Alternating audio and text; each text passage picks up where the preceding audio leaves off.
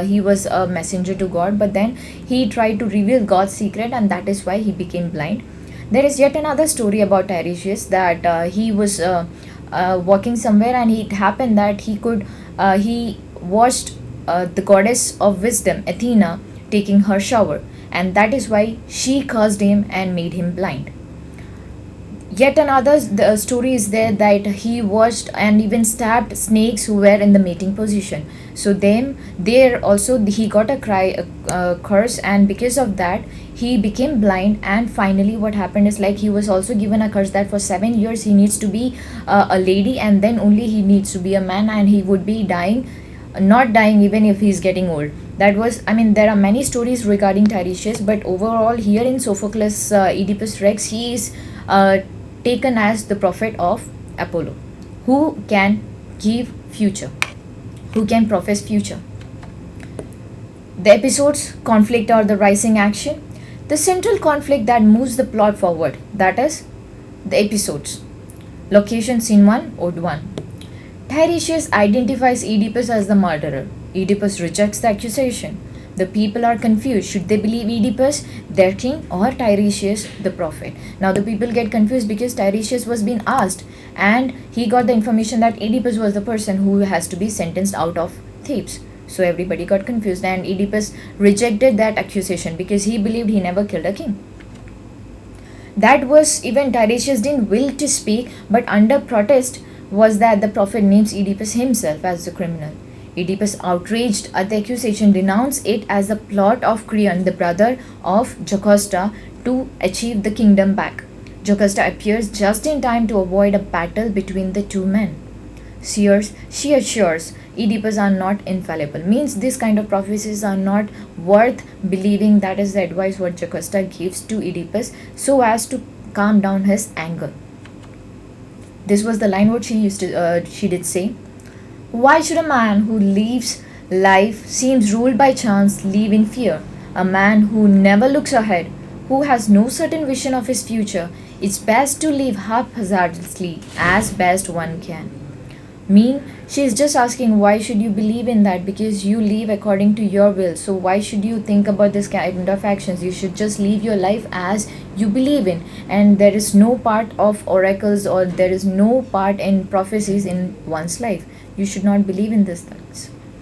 To prove, she cites the old prophecy that her son should kill his father and have children by his mother. That was the prophecy what she got when she married Laius.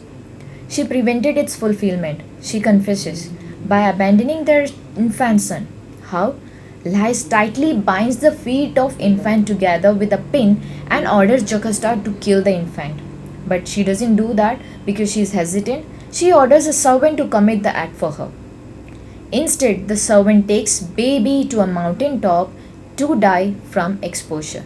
Now you need to make sure that this is the line. Now see, Laius tightly binds the feet of the infant together with a pin. That means when it is tightly binded means it becomes swollen, and that is why the name comes Oedipus, means swollen foot. This is the kind of name implication. As for Laius, she again further explains because you need to see that the prophecy was the son would kill his father and have children by his mother. So the son is killed now, and it is been said the son will kill the father. But on the other hand, as for Laius, he had been killed by robbers years later at the junction of three roads on the route to Delphi. That has been mentioned. This information, on the other hand, makes Oedipus uneasy a bit. Why? Because he recalls having killed a man answering Laius' description at the very spot where he was fleeing from his home in Corinth to avoid a fulfillment of a similar prophecy. Oedipus even had a kind of prophecy said by a priest in the very initial stage where he is being said about some kind of prophecy. What it is? It's the same kind of prophecy that he would be supposed to kill his father and marry his mother and bear children from her. He was a bit uneasy by that time, and in the meantime, an aged messenger arrives from Corinth, the place where Oedipus belongs, to announce the death of King Polybus, supposed father of Oedipus, and the election of Oedipus as king in his stead. On account of the old prophecy, Oedipus refused to return to Corinth until his mother to his death, because he remembers his own prophecy also that he would be killing his father. Now that is been gone because his father is no more, but then the second content is like he would be bearing children from his mother. So he wanted his mother also to be dead only after he would be returning to Coleraine. That is what his decision was. How he took this decision? The reason is Oedipus had asked Apollo's women pontifex, another kind of prophecy speaker. Again, these people would be coming on the Themeli section, whether he is the right heir for the throne of Corinth. He asked a question to the pontifex whether he would be the correct heir for his country. The pontifex said, "Leave your father, otherwise you will kill him when meeting next time. Then marry your mother, give birth to several children with her." That was the prophecy given by the pontifex to Oedipus. That is the reason why he left Corinth and reached Thames. There he tries to solve the riddle and marries Jocasta, in order to make sure that he is not going to kill his father and he is not going to even marry his mother.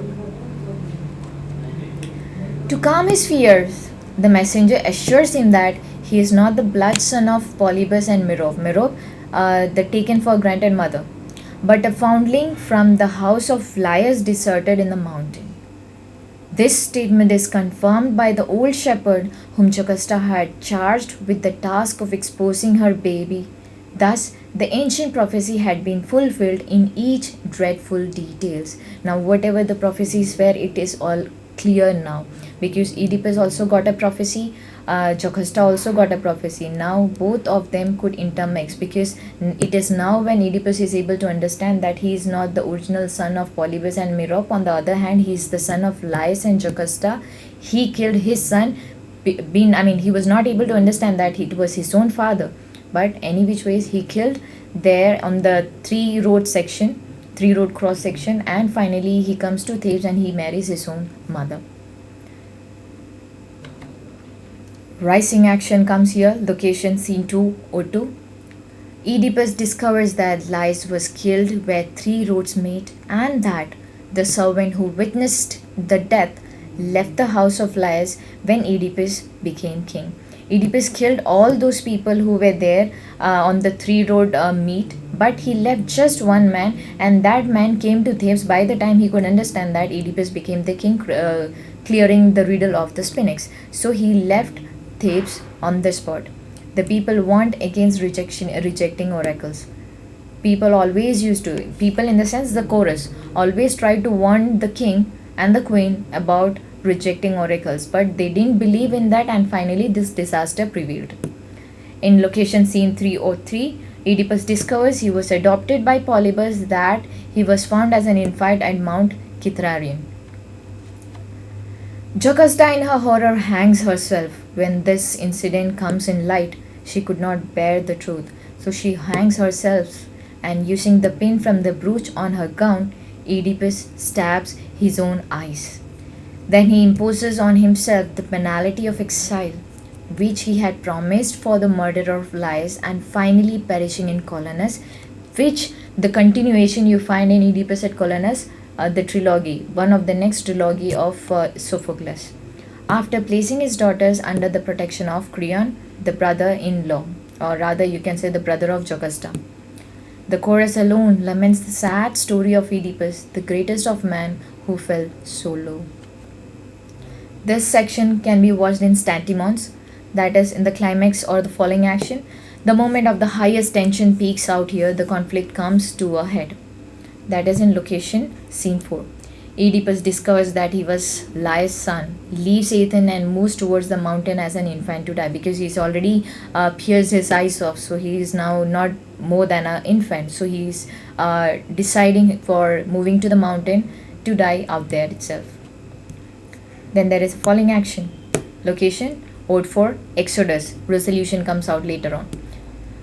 The people mourn Oedipus' fate, devastated that one so great could fall so far. Jocasta hangs herself. Oedipus blinds himself.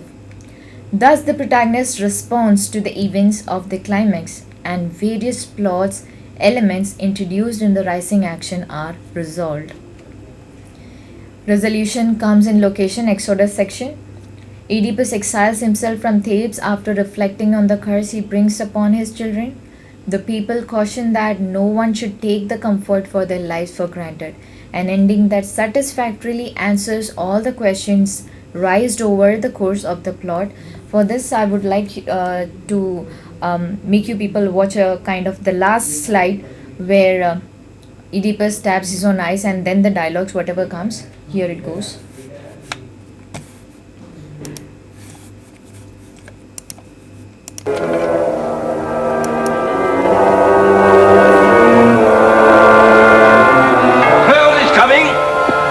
It's up to him now to deal with me. He will advise us and take action as provisional governor in your place. Creon.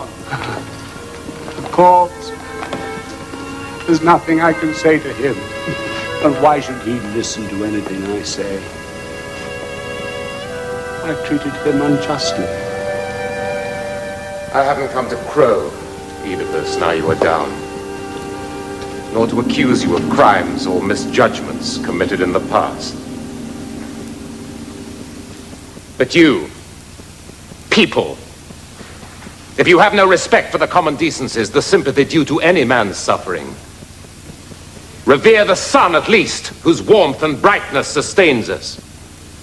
The open street at the end of the day is no place for a thing unclean, cursed, and sentenced to be cast out. Not even in the open air, on the common earth, or under the rain from heaven will he find welcome or shelter. Take him in. His sufferings are no business of the public, it's private. A question of family, grief, and prayer. A matter for his relations, not the whole city. This is a kindness, Creon. Oedipus More than I expected in my degradation. request, or rather you can say he's requesting to your Creon. sake. The person who is standing over Not here mine. is Creon, Let me Jocasta's ask one brother. favor. And there you can, favor? and You the need back not go on portion your you could knees. see the chorus. Get rid of me quickly. These are the dialogues, the last lines Deport what me to Oedipus some tries to empty say. And so wasteland forth. where the human voice is never heard. And you can see on the could have upper done that already, platform, of you can course. find Jocasta's But dead it body seems lying safer over as a there. matter of priority to And now consult the later on, oracle. The two oracle children has spoken. would come out soon. Unambiguously kill the father killer. Drive out the unclean thing. I am the man. That's true. That's what was said. But in circumstances as extraordinary as these, it seemed safer to consult the god again. For what? I am the cause of all this pain and the punishment is known. What is there to ask? Haven't you of all men learned to trust the gods? Yes, I've learned that.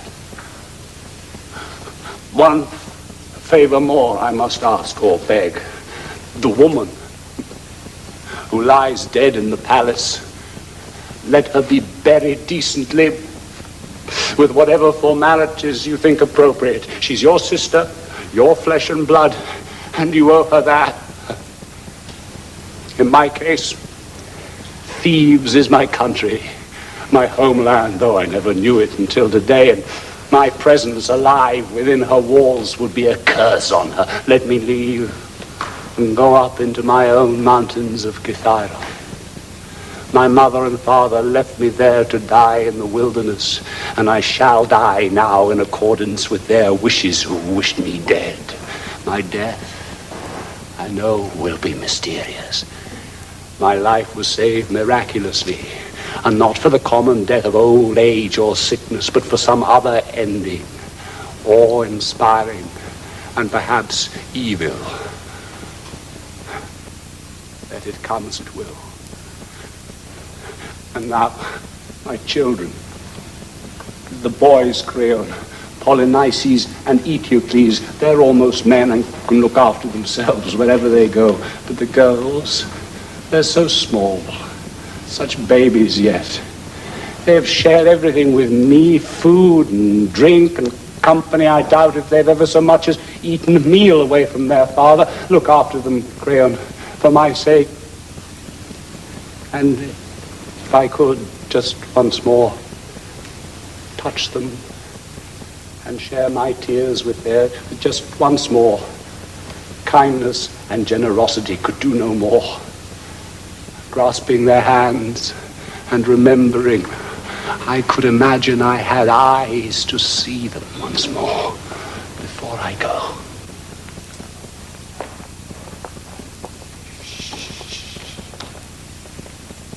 heard something.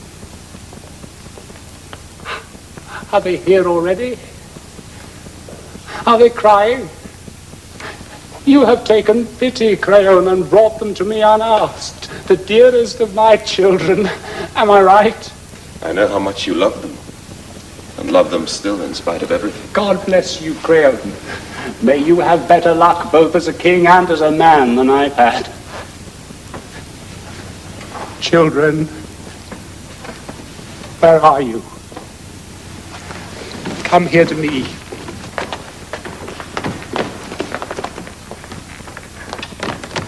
Embrace me. Antigone. Ismene. These hands are your brother's hands and your father's. The hands that blinded me. I was blind already, if the truth be known. I saw nothing as I fathered you on my own mother, only a wife. Was ever a man more blind? My eyes can't see you now, but they can cry still, and they do. To think what hard lives you will lead in the world when you're grown up. The vicious things people will say, festivals and public holidays. No fun for you they'll be, staying at home in tears while the others enjoy themselves. And then later, when you're old enough to be married, where is the man who will be brave or foolhardy enough to take you on, and that scandalous reputation that shall stick to all my children and my children's children? Their father killed his father, then ploughed up the same ground where he sprouted, gave his own mother children. Those girls, yes, they're his sisters. That's the sort of thing people will say. And who will marry you in those circumstances? Nobody will. My poor girls. Virginity and barrenness is all you can look forward to. Crayon, Menoikis was your